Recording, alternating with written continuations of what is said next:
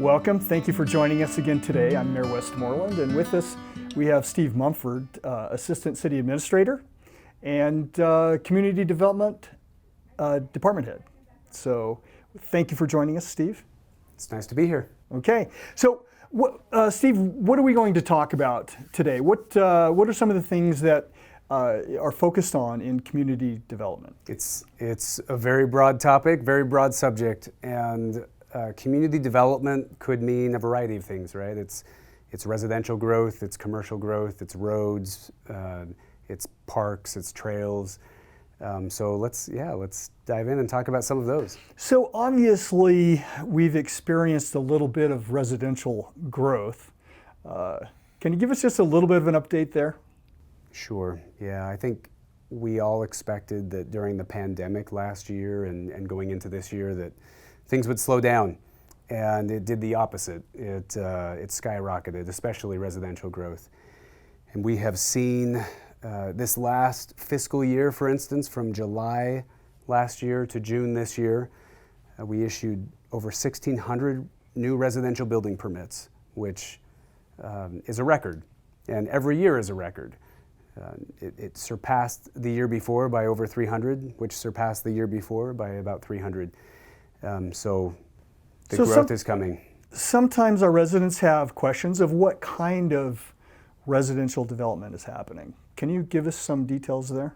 The mix of residential construction that's coming is exactly that. There's a good mix. There's of course, we see some multifamily development coming, some townhomes.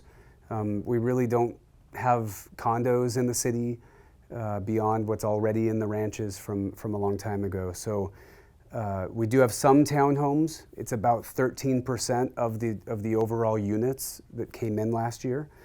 So 87%, or the vast majority of what's being built here in Eagle Mountain is not high density, it's single families. Yeah, single family homes, detached single family homes. And a variety of small lot homes up to half acre, 1 acre lots. Okay, very good. All right, and of course that's not the only thing that's happening. So there are some quality of life issues, some outdoor recreation stuff that's being planned and happening. What can you tell us there? Well, in addition to all the parks that we're building, which is super exciting, parks down in city center as well as in the ranches, we're continuing to focus on long-range planning to continue to get our recreation opportunities expanded. And so a project that we're working on now that's coming is getting trailheads and doing an update to our bike and pedestrian master plan, which focuses on off-street trails and hillside trails. So we're talking mountain bike trails in the hills, we're talking hiking and running trails, maybe some equestrian trails and some ATV trails. How can we get our residents out enjoying nature more and make some of those trails that have come just organically and created organically from our residents into permanent trail systems, connected trail systems. And so some of that is a trailhead, multiple trailheads that we're working on, and sometimes we're partnering with developers or trying to get funding from the state and other places to help build those. But tell us a little bit about those trailheads. What kind of amenities will they have? Well, the trailheads are a mix. Some will be gravel trailheads, some will be paved. There's a trailhead going in just above Hidden Hollow Elementary. As you enter into the Hidden Valley, there's a couple of trailheads actually that will go there. And so there's a small paved one that will have a restroom, we'll have a bike fix-it station, we'll have trailhead kiosks and maps, and then overflow trailhead gravel parking that we're working on paving as well, and another one further up the hill as well that will be large enough. It'll be gravel, but it will be large enough for trailers with ATVs, that sort of thing. Great. So that should make it much more pleasant experience in taking advantage of those trails up in the mountains. Yeah, not only for our residents, but for their kids as well, and the mountain bike teams and others that come and utilize those. Hey, and do you mind if I add in here for our pickleball players? Just learned recently, we've had some questions about when those lights might be coming on at Corey Wright Park. It looks like by the end of September we should have those lights connected. So just a little update for our viewers there on pickleball. Yeah. So what else? What else is going on in community development then? Well, we work closely with our economic development director as well in retail development and trying to attract and work hard to get developers and business owners to come in and invest in our city. And so, as you know, we don't build commercial development, we don't build retail stores, but we do what we can to attract those and help them come. And so it's exciting to see not only the Ranches area up near Ridley's and Porter's Crossing and Pony Express, that area is continuing to grow with new businesses. Under construction right now up there, we have a 7-Eleven, and the Dollar Tree just finished. We have a dental office going in. We have O'Reilly's Auto Parts, Cascade Collision. AutoZone just opened. AutoZone just opened, yeah, pretty exciting. And more to come there as we're working with that real estate developer on the opposite side, on the north side. Right, there are some really interesting things happening there. I don't know if there's anything we can talk about yet. Are you aware of anything that's far enough along that we can specific names of businesses, not yet, but hopefully soon. Yeah, but it's exciting, the plan that they have that includes quite a few retail buildings on that north side and then some office as well. And yeah, some office space. And hospitality. I'm gonna go ahead and tease this just a little bit that we are talking to a hotel company, and I'm not gonna mention any more than that, but that's right. That could be in the works as well. And so also in City Center, Ranches isn't getting all the business down here in City Center across from City Hall. Macy's is under construction, and Ace Hardware as well as part of that. And then a number of businesses, what the developer describes as mind-blowing, the interest from retailers in this area. So I'm not sure what we can announce either, but several of those are a few that are contracted. I believe, Maverick, I believe, is contracted. Right. The credit union, I think that's contracted. There's a credit union coming. Yeah.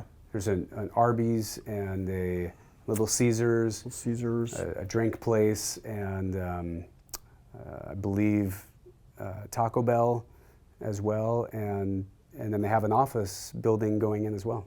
Yeah, very cool. Yeah, so we're definitely going to see, over the winter, we're going to see quite a bit of movement there on that coming in. So so by next spring, this area in City Center around City Hall should be quite a bit different. A lot more restaurants, a lot more services and amenities going on here. And the more that come, the more interest explodes from that and increases. It's really difficult for our residents to see just yet because the stuff isn't all above ground yet. But there has clearly, from our perspective, been a shift in interest where it feels like there's almost an urgency for some of these companies to get here when prior to this time they had been quite hesitant. So now that the pace has picked up, even though our residents can't see it yet, they will. Over the next 6 months, we're going to see quite a few businesses come in. That's true, and it will. That's just the beginning. Yep. Right. Yeah. Yeah, we've seen. I think most people know that these retail businesses only come when you have enough people in the area and when you have jobs as well, daytime population. And so with the Facebook, with the Tyson, and then with the additional growth that's coming down the city center, we have quite a few different builders building right now in the valley, and that brings excitement for the retailers. And you're right, the next 6 months, the next year, the next 2 years, next 5 years are exciting. Yeah, and certainly this validates the economic development plan because we had to build our own base there, and that's the reason. Some residents may question, why did we start with a Facebook and a Tyson and those type of companies when maybe they're not directly impacted by those so much, but those are the companies that bring the others that they are directly impacted by. The grocery stores, the restaurants, things like that. That's right. Yeah. While Tyson, a type of business like Tyson, brings employees who then shop at those, a Facebook facility brings, in addition to the property tax, brings other services as well that help service the building. Those bring employees. All of those shop at these And it all builds. Anything else we should talk about before we wrap this up? There's plenty we could talk about. Planning future roads, of course, continually planning for expansion of existing roads. Airport Road is one that we're pushing to get finished as soon as possible up to the highway, connected from Pony Express Parkway to the highway. Airport Road, which may get renamed at some point. Right. But yeah, there will be some work done this year on it, but the completion all the way through to 73 won't happen until next construction cycle next year. And then some expansion on Eagle Mountain Boulevard as well. Right. Yeah. So plenty to look forward to over the next 6 months and year. A lot in the works. A lot of good things happening. Well, thank you for joining us, Steve. You're very welcome. Thank you.